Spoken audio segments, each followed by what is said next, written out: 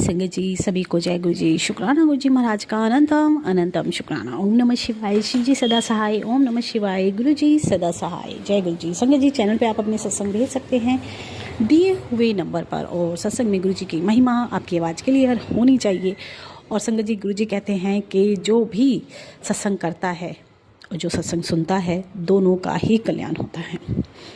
तो अपना जितना कल्याण हो चुका है उसको और कराने के लिए आप अपने सत्संग शेयर करें, लेकिन ये सोच के कभी नहीं करें कि गुरुजी ने बोला है शुक्राना करने के लिए। ये सोच कर करें कि आपकी लाइफ में कुछ ऐसा हुआ है जिसको आप सत्संग बोल सकते हैं, कुछ मिरेकल, किसी प्रॉब्लम से बाहर। तो अगर ऐसा कुछ हुआ है तो आप अपनी जर्नी से स्टार्ट करके भेज सकते हैं। जय गुरु जी। संगत जी, हम गुरु जी को भोग लगाते हैं, हम गुरु जी को भाव से भोग लगाते हैं कि आप गुरु जी ये खाइए, लेकिन क्या गुरु जी भोग लगाते हैं उन चीज़ों का? क्या उनको वो चीज़ें पसंद आती हैं? ऐसा ही प्रसंग आज एक छोटा सा मैं आपको सुनाने वाली हूँ, जिसमें पता चलता है कि गुरु खाकर हमारी कहते हैं ना, हमारी कितनी कृपा हम पर करते हैं। एक बार गुरु जी ने बोला था कि मैनू इन सब चीज़ों के खान दी लोड़ नहीं है, ये तो मैं धरती पे आके त्वाड़े वास्ते खाने लगा। क्योंकि जब गुरुजी खाते थे तो वो लंगर लंगर प्रसाद बन जाता था। एक ड्रिंक गुरुजी पीते थे, उसको चारों तरफ से कवर किया जाता था, क्या पीते थे क्या नहीं, लेकिन जब वो गुरुजी पीकर कुछ और कुछ संगत को दे देते थे तो संगत का कल्याण हो जाता था, क्योंकि वो प्रसाद होता था। कहते हैं ना, गुरु प्रसाद गुरु की कृपा से मिलता है। तो रब तो खाते भी हमारे कल्याण के लिए हैं। आज एक छोटा सा प्रसंग जो मैं आप लोगों को सुनाने वाली हूँ। बहुत सारे जवाब गुरुजी के खाने को लेकर और खाकर गुरुजी जो कल्याण करते हैं उसको लेकर आपको मिलने वाले हैं। लेकिन सत्संग भी जरूर सुनिएगा, क्योंकि सत्संग वाकई ही बहुत प्यारा है। संगत जी, एक बच्चा 17, 14, 15, 16, 17 साल का, वो 18, 19 साल का भी नहीं हुआ है, लेकिन उसके ऊपर घर की इतनी जिम्मेदारियां हैं कि वो अपने घर के लिए मजदूरी करता है, अंत का करीब, क्योंकि पिता नहीं है। और संगत जी, ये घटना जो है, ये जो बानी में लिखी हुई है, ये हकीकत होती है, इसमें कुछ बनावटी नहीं होता है।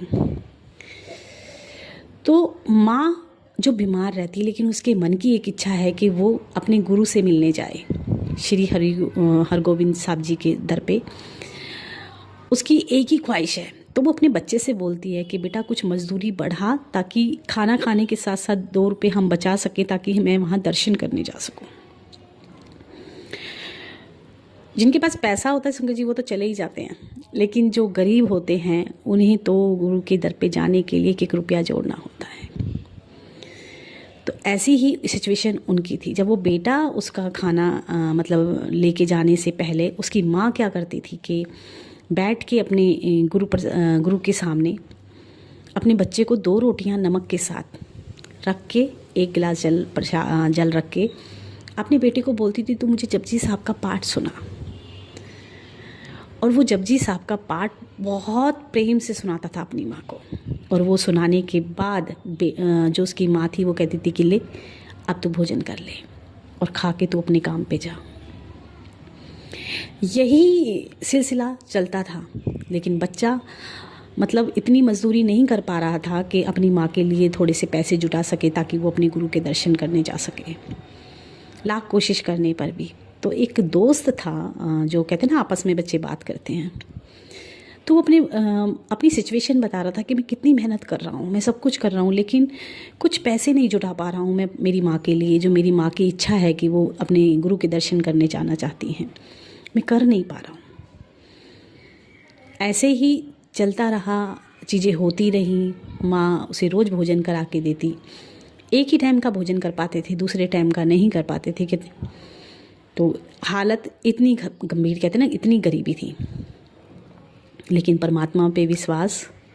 तो वो बच्चा कई बार कहता था कि हम नहीं आ सकते, मैं अपनी माँ को भेज नहीं पा रहा हूँ क्योंकि पैसे नहीं है, लेकिन आप आ जाओ, आप क्यों नहीं आते हो मेरी माँ से मिलने।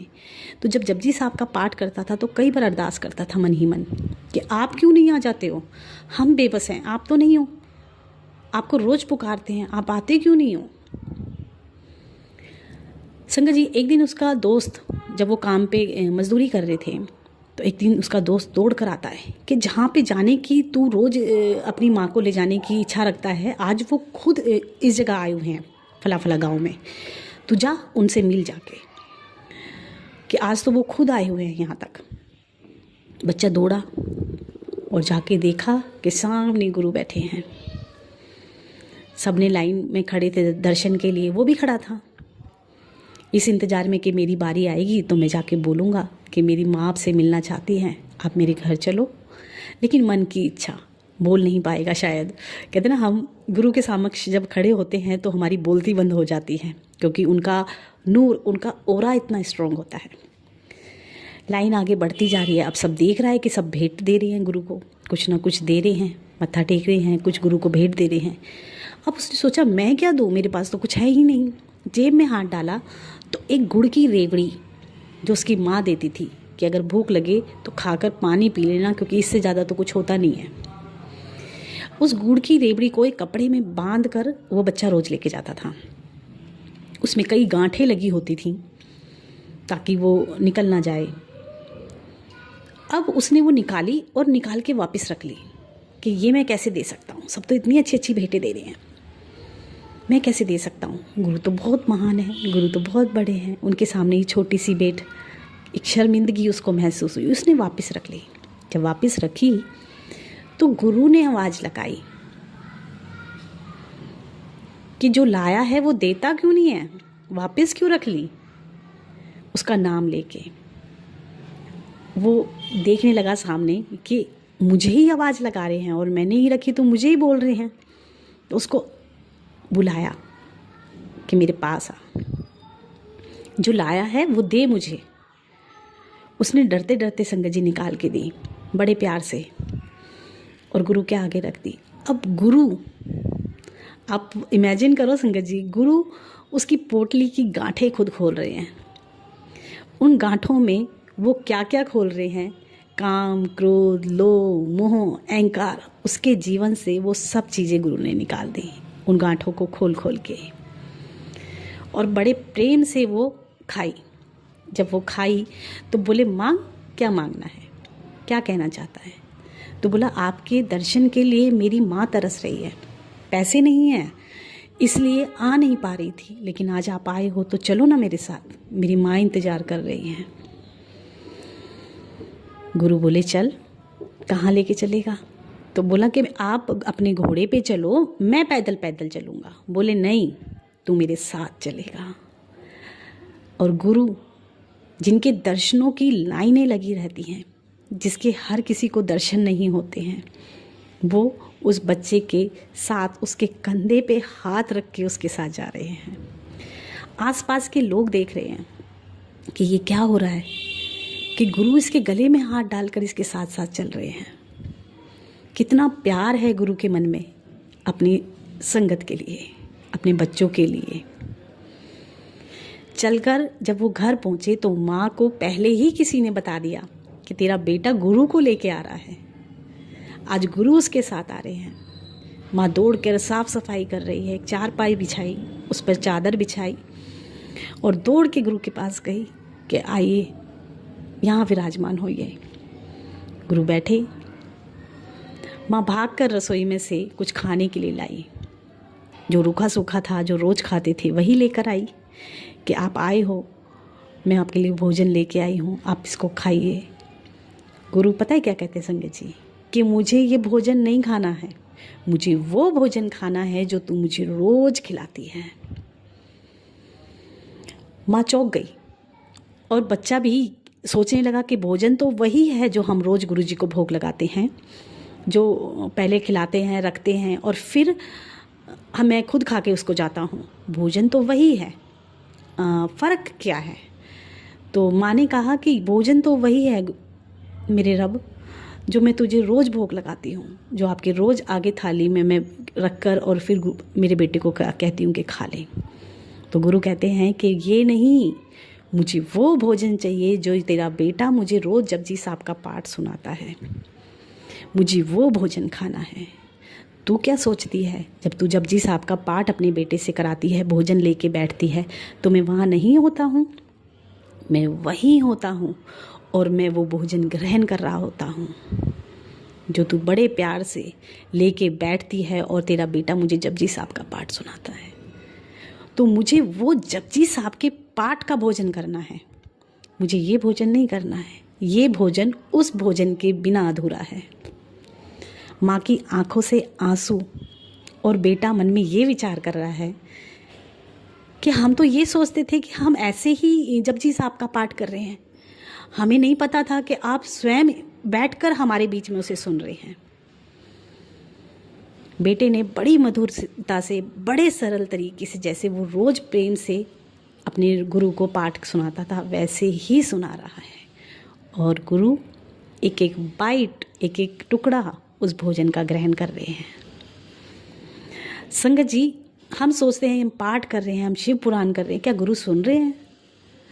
संगत जी, वो कहते हैं ना, पत्ता भी उनकी बिना मर्जी के नहीं हिलता। अगर आप पाठ कर रहे हैं और गुरु के सामने बैठे हैं, यानी वो उसकी रज़ा है और वो खुद बैठकर सुन रहे हैं। अब तक हमने पाठ नहीं किए थे, अब तक हमने शिव पुराण नहीं की थी, अब तक हमने जपजी साहब के पाठ नहीं किए थे, क्योंकि हमें लगता था ये तो पंजाबियों की चीज़ें हैं, सिख धर्म की चीज़ें हैं। अभी निसंकोच होकर हम ये पाठ करते हैं। किसके लिए? अपने गुरु के लिए।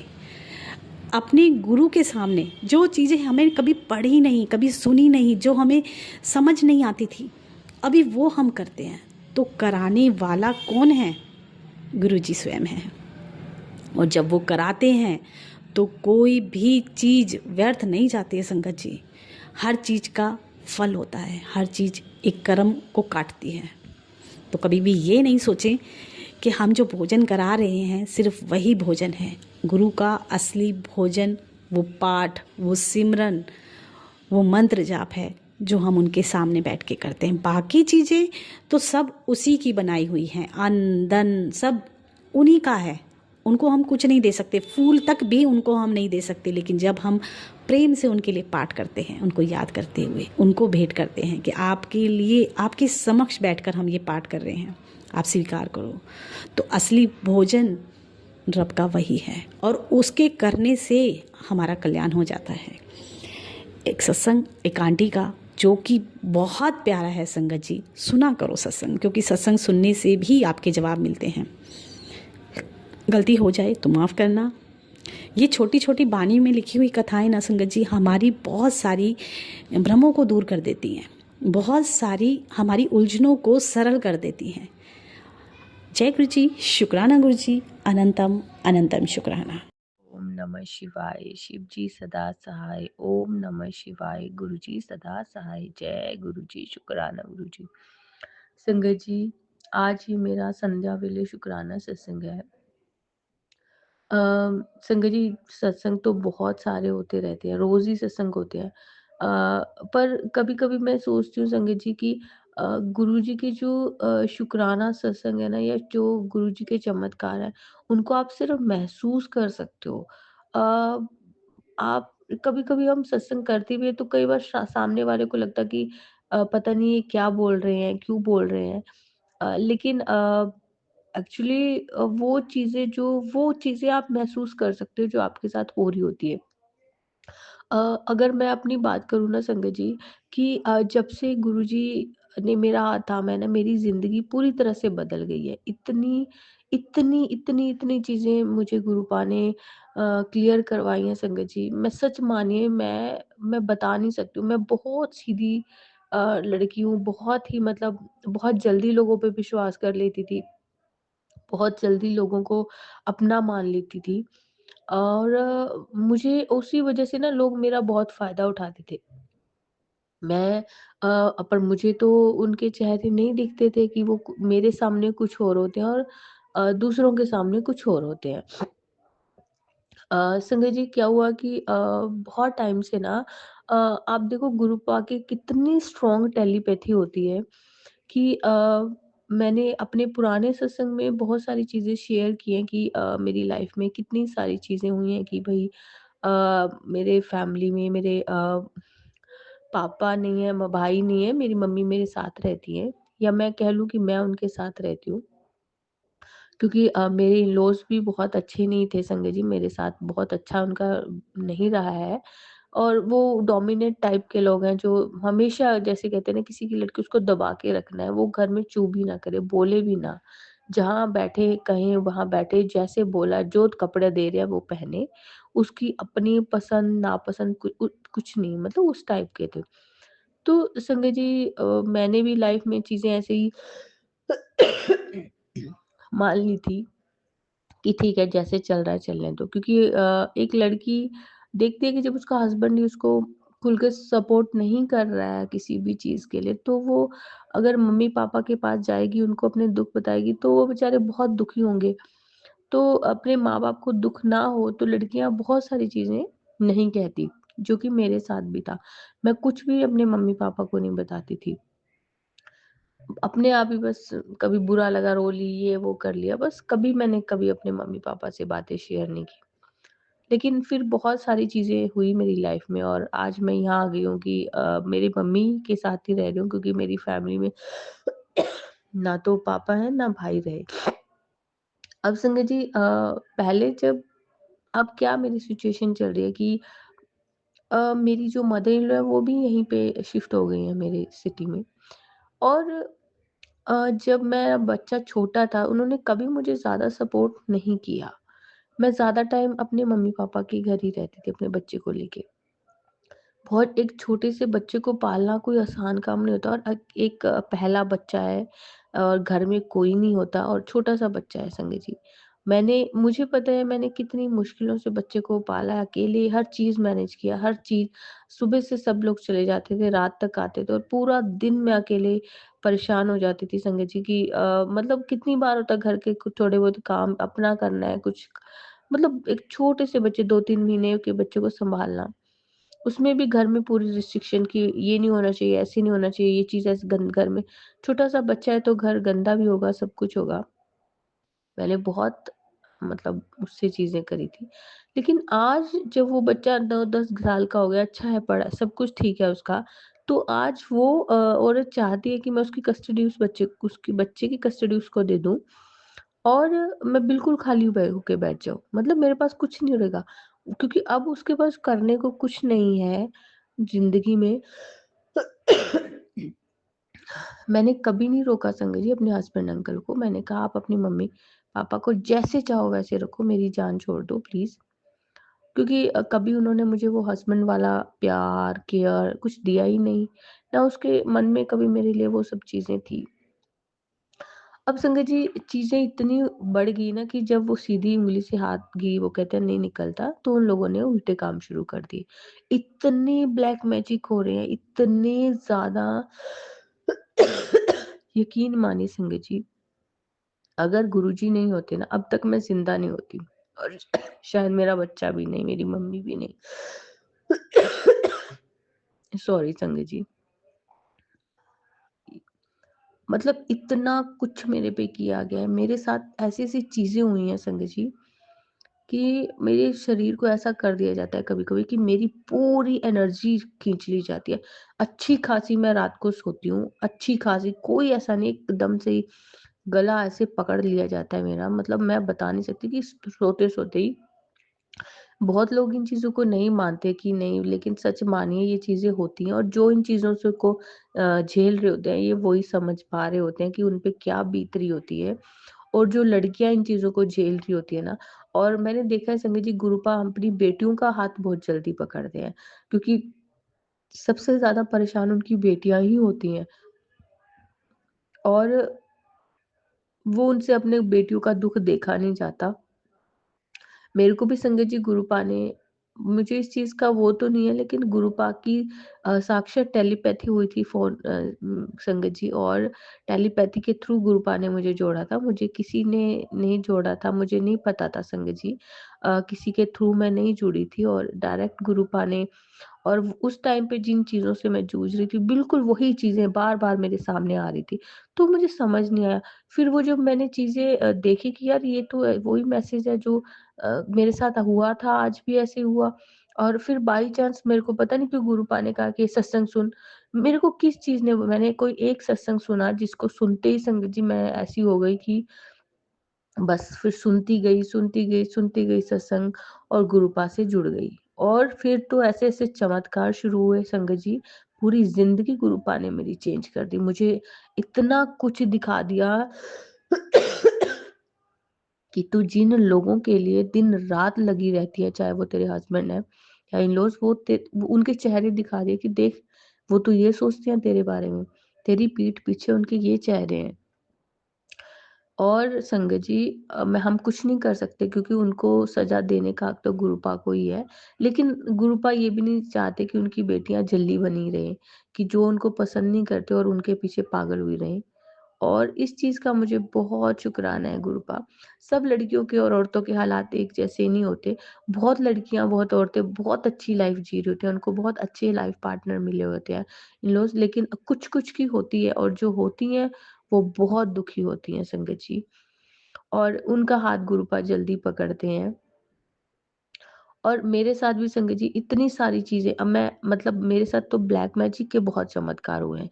इतना काटा है ना संगत जी गुरुपा ने सत्संग सुना-सुना के, इतनी बड़ी हम बिस्तर से उठ भी नहीं पाते थे सत्संग सुन सुन के ही गुरुपा ने मतलब ऐसे चमत्कार किए हैं। तो आप सोचिए कि मैं एक-एक चीज़ बोलूँ तो कहेंगे अरे नहीं, कुछ लोग नहीं मानते, लेकिन यकीन मानिए अगर कोई सत्संग आपके सामने बार-बार आ रहा है, आपके बच्चे के लिए, आप ज़रूर सुनिए, प्लीज़ ज़रूर सुनिए, क्योंकि बहुत ब्लेसिंग होती है उनमें। इतनी ब्लेसिंग है संगत जी कि आपका बड़े से बड़ा कष्ट काटने की वो सत्संग ताकत रखता है। और क्योंकि मैं अपने छोटे-छोटे सत्संग शेयर करूँ कि भई उस दिन ये ब्लैक मैजिक हुआ, उसके बाद ये हुआ, उस दिन ये हुआ, तो शायद बहुत लंबे सत्संग हो जाएगा, बहुत लंबा। क्योंकि मेरे पास तो इतना कुछ है बताने के लिए, इतने सारे ब्लैक मैजिक कि मुझे कहीं जाना नहीं पड़ा और गुरुपा ने मुझे किसी डॉक्टर तक नहीं जाने दिया। उनके चंदन तिलक और जल प्रसाद में इतनी ताकत है कि बस पूछो नहीं। लेकिन गुरुपा ने वो सारी चीज़ें करी। पता नहीं कितने बड़े-बड़े मेरे कष्ट थे जो गुरुपा ने काट दिए। तो प्लीज़ संगत जी, प्लीज़ आप गुरुपा पे पूरा अटूट विश्वास रखो, पूरा सरेंडर करो। आपको किसी की ज़रूरत नहीं पड़ेगी। गुरुपा आपका आपका वो कहते हैं ना, आपका सर नहीं झुकने देंगे किसी के आगे। और आंटी जी, थैंक यू, आप मेरे सत्संग शेयर करते हो। और मैं एक बात कहना चाहूँगी आंटी जी, पिछले सत्संग में ना वो एक सत्संग ही था, क्योंकि कभी-कभी ज़रूरी नहीं कि हम हर चीज़ ही गुरुपा से कि ये हुआ, कभी-कभी हमें शुकराना भी करना चाहिए बहुत सारी चीज़ों का। और वो एक जो मैंने अपने लास्ट सत्संग में एक स्टोरी शेयर की थी, वो पता नहीं क्यों वो स्टोरी मेरे दिल को बहुत छू गई थी। और पता नहीं गुरुपा का आदेश था कि इसको तू सत्संग के माध्यम से शेयर कर। जय गुरु जी संगत जी, जय गुरु जी सोनिया आंटी जी। मैं अपना शुक्राना सत्संग 13-13 गुरु जी चैनल पर शेयर कर रही हूँ। ये मेरा आज का शुक्राना सत्संग है। मेरा शुक्राना सत्संग शुरू करने से पहले मैं गुरु जी का मंत्र जाप करूँगी। ओम नमः शिवाय, शिव जी सदा सहाय। ओम नमः शिवाय, गुरु जी सदा सहाय। मेरा शुक्राना सत्संग कुछ इस तरीके से है। बहुत दिनों से मुझे टेलीपैथी के थ्रू मैसेज आ रहे थे कि बेटा सत्संग सुन और अपने बेटे का कष्ट कटवा, तेरे बेटे के साथ बहुत बड़ा हादसा होने वाला है। अच्छा, मैं जब मैसेज आते थे तो मैं सत्संग सुनती थी। मैंने काफ़ी सारे सत्संग सुने, 1 वीक से मुझे मैसेज आ रहे थे। पर मैं मन में सत्संग सुनती थी, लेकिन मन में सोचती थी मेरा बेटा अभी 6 साल का है, उसके साथ ऐसा क्या बड़ा कष्ट होने वाला है। पर फिर भी कि गुरुजी ने मैसेज भेजे हैं तो संदेश है तो सुनना है, तो मैं सुनती थी। तो आज ऐसा हुआ कि मैं घर में काम कर रही थी, इतने में मेरा बेटा स्कूल गया हुआ था। मेरे स्कूल से कॉल आया, मेरी बड़ी बेटी ने कॉल किया कि मम्मा आप जल्दी स्कूल आ जाइए, भैया के लग गई है। संगत जी, मैं तो सुनते ही गुरुजी के सामने आ गई, इस गुरुजी के स्वरूप के सामने खड़े होके हाथ जोड़ के मैं कहा गुरुपा आप ही देखिए बच्चे को आपके कितनी लग गई है। और मैं जल्दी से स्कूल गई। मैं स्कूल गई तो मेरा बेटा ऑफिस में बैठा हुआ था और सैड था। मैंने कहा क्या हुआ बेटा? तो उसने बोला कि मम्मा मैं स्लाइड वाले झूले पे था और मैं गिर गया और मुझे लग गई। मैंने कहा अच्छा। मैंने देखा तो उसके माथे पे स्वेलिंग आ गई और आँख के पास थोड़ा सा नीला हो गया। तो कहता मम्मा झूले का कॉर्नर था वो बिल्कुल बच गया, वरना अगर मैं उस पे गिरता तो मुझे काफ़ी कस के लग जाती। इन सेंस मतलब उसे टाँके भी आ सकते थे, जिस तरीके से वो बता रहा था। और वहाँ पे बेटी ने भी बताया कि मम्मी भैया को बहुत बुरी तरह लग जाती। फिर मैं उसको घर ले आई, घर लाके मैंने उसको बोला कि तुम गुरुजी का शुक्राना करो कि गुरुजी ने आपको बचाया। तो कहता मम्मा मैं क्लास में बैठे-बैठे मुझे दर्द हो रहा था तो मैंने गुरुजी का मंत्र जाप किया और मेरा दर्द सही हो गया।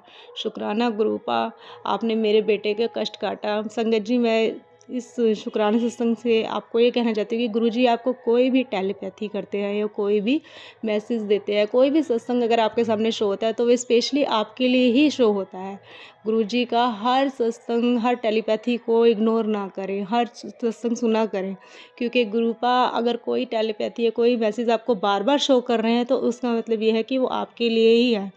और मैंने गुरुपा के सत्संग सुने तो मेरे बेटे पता नहीं आज कौन सा बहुत बड़ा कष्ट था जो गुरुजी ने काट दिया, हाँ छोटे से में ही काट दिया। उसको थोड़ा दर्द है लेकिन हाँ, ज़्यादा लगने से तो थोड़े पे ही कट गया ना संगत जी। तो शुक्राना गुरुपा, आपने मेरे बेटे का इतना बड़ा कष्ट छोटे से में ही काट दिया। शुक्राना अनंतम, शुक्राना मेरे गुरुपा, हमेशा अंग संग रहने का शुक्राना। संगत जी, मैं अपना सत्संग को अब यहीं विराम देती हूँ। ओम नमः शिवाय, शिव जी सदा सहाय। ओम नमः शिवाय, गुरु जी सदा सहाय। आंटी जी, आज मैं पहली बार अपनी लाइफ में शुक्राना सत्संग कर रही हूँ। गुरुजी का नाम लेकर, गुरुजी के मंत्र जाप से मैं अपना शुक्राना सत्संग शुरू करूँगी। ओम नमः शिवाय, शिव जी सदा सहाय।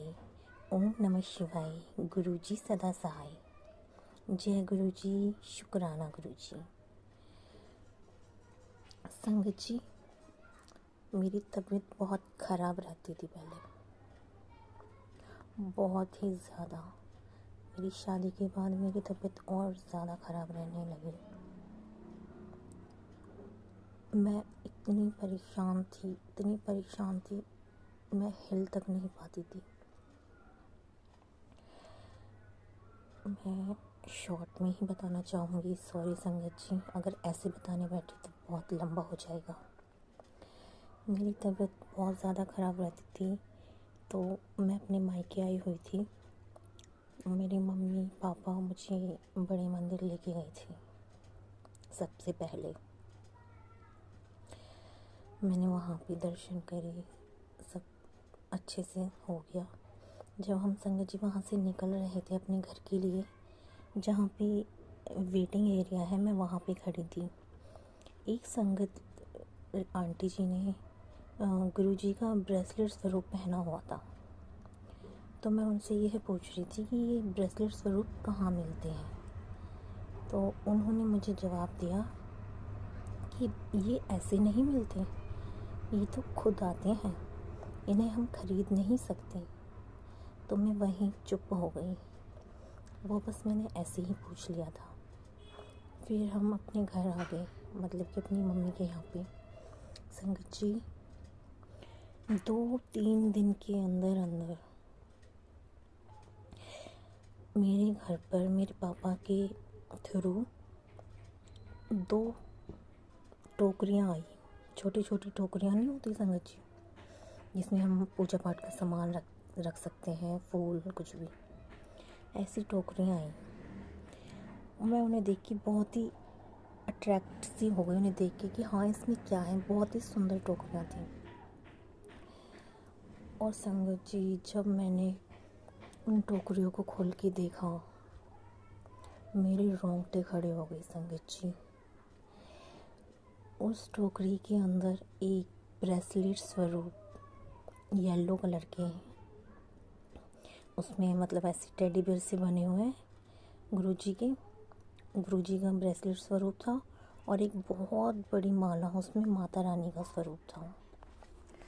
मैं देख के एकदम बिल्कुल, मैं बता नहीं सकती संगत जी। यहीं से मेरी जर्नी स्टार्ट हुई गुरुजी पर। यहीं से मुझे लगा कि हाँ, गुरुजी ने तो बिल्कुल एकदम मेरा सुन लिया। और मैंने तो इतना कुछ ऐसा बोला भी नहीं था, बस ऐसे ही पूछ लिया था उनसे कि ब्रेसलेट स्वरूप कहाँ मिलते हैं। यही अभी के लिए यही मेरा शुक्राना सत्संग है।